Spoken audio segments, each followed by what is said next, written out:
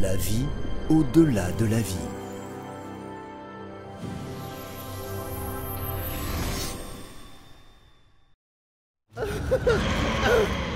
Non.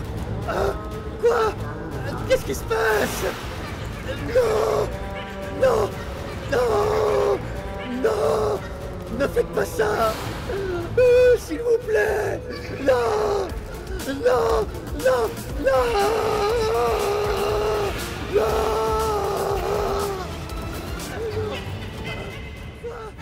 Yann réalisa avec horreur qu'il était en enfer et ne savait pas comment s'en échapper, subissant des tourments inimaginables.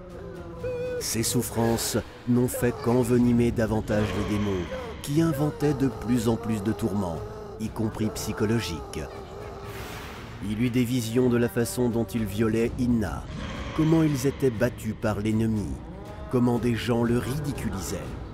Et il était de plus en plus plongé dans cette illusion, ne réalisant pas qu'il s'agissait d'une obsession du diable. Mais finalement, il revint à lui et se souvint du maître et se mit à crier. « Aidez-moi! Aidez-moi, sauveur! À l'aide! Je vous en supplie !» Et puis, il apparut comme un nuage de lumière qui dispersa immédiatement toutes les créatures. « Regarde mon visage, regarde-moi. » Yann s'accrocha de son regard plein d'espoir au visage du maître, comme un homme qui s'accroche à une paille pour se sauver de la noyade. « Calme-toi. Souviens-toi d'un agréable paysage de nature ou d'un séminaire. Sois positif. Et maintenant, regarde autour de toi. » Yann se retourna et vit des prairies, une rivière coulant paisiblement, un ciel nuageux dans les rayons du coucher du soleil. Au loin brillaient les dômes d'un temple. Tu vois, là où tu te trouves dans le plan subtil dépend de ton humeur. Le paradis, l'enfer, le monde du passé ou du futur. N'importe quel endroit sur Terre ou dans des mondes parallèles est soumis à ton désir. Et tu t'y déplaces à la vitesse de la pensée. Mais ce que tu vois ici est un produit de ton esprit ou de l'esprit d'autres êtres. Détache tes yeux, comme tu l'as fait en regardant l'aura de la bougie. Regarde, c'est juste un champ d'énergie. Yann le fit et vit une lueur irisée.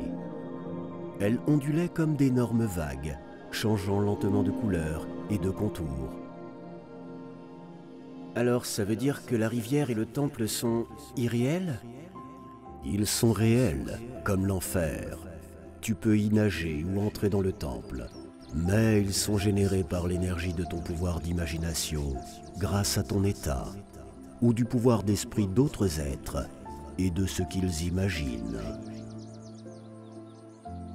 Mais qu'est-ce qui est vraiment réel? Comment voir le monde tel qu'il est? La vraie réalité est Dieu, mais le comprendre n'est pas facile. Tu ne sais pas comment te conditionner pour ne serait-ce qu'entrer en contact avec lui. Si tu n'étais pas mort et continuais d'étudier dans notre école, je t'aurais enseigné la méditation et comment entrer en samadhi, en fusion avec Dieu. Mais dans le plan subtil, tout est divisé.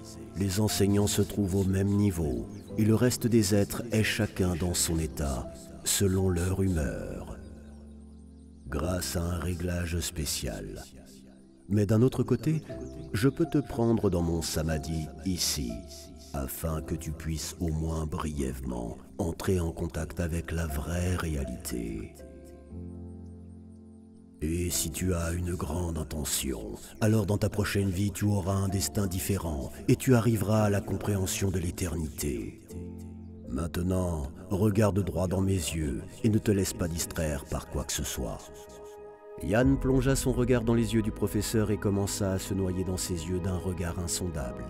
Soudain, il vit une boule blanche et lumineuse, d'où sortaient des rayons arc-en-ciel dans tous les sens. Il brillait sur le fond d'un abîme indescriptible, semblable aux distances infinies du cosmos.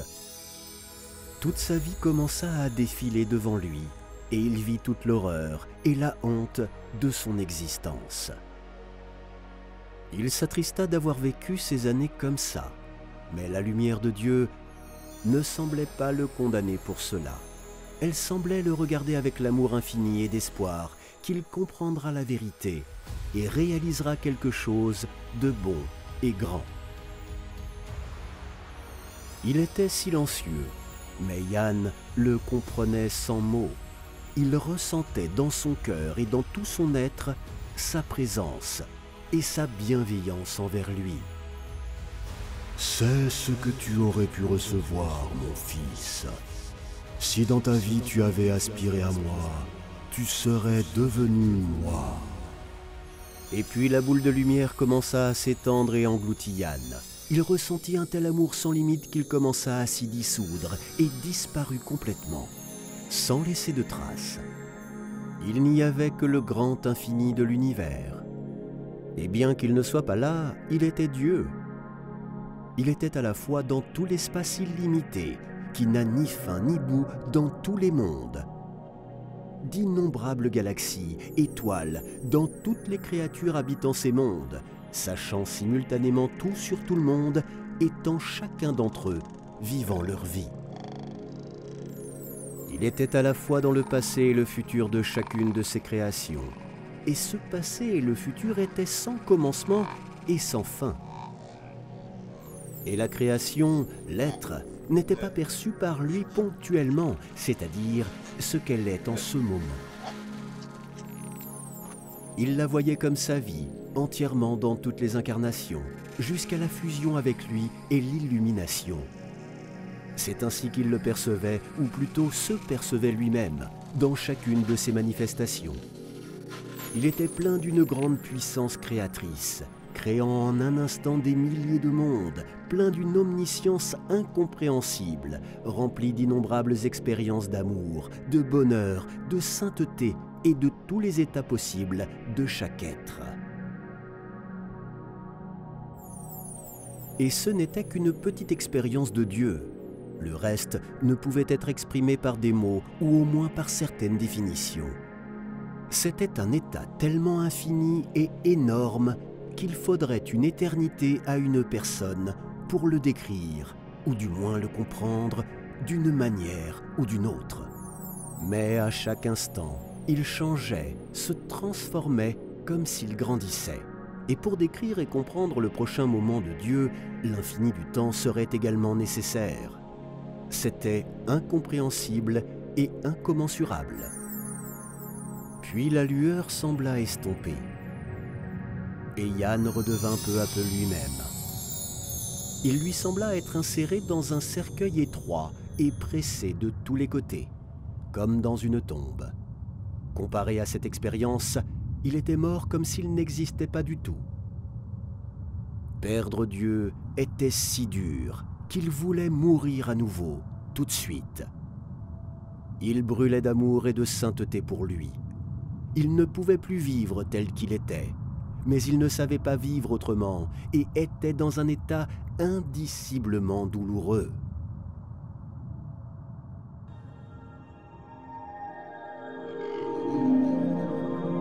C'est ce qui arrive quand quelqu'un de non préparé voit Dieu.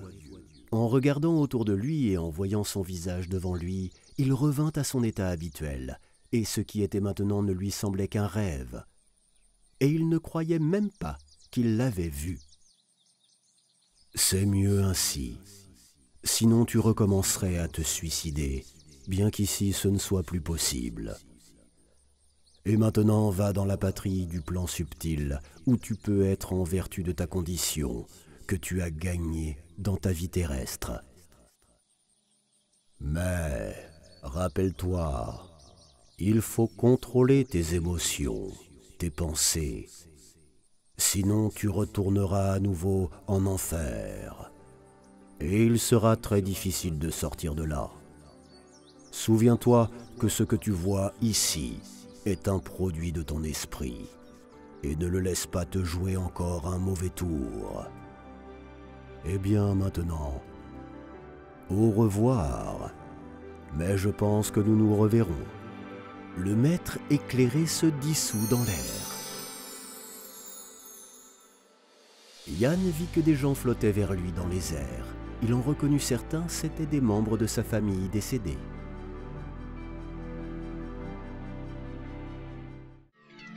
Le dessin animé est basé sur le livre « La vie au-delà de la vie ». Lisez « La vie au-delà de la vie » sur le site amazon1.org/books. Recevez d'autres pratiques intéressantes, des connaissances spirituelles et des cadeaux sur les sites web de nos partenaires. Vous trouverez les détails dans la description.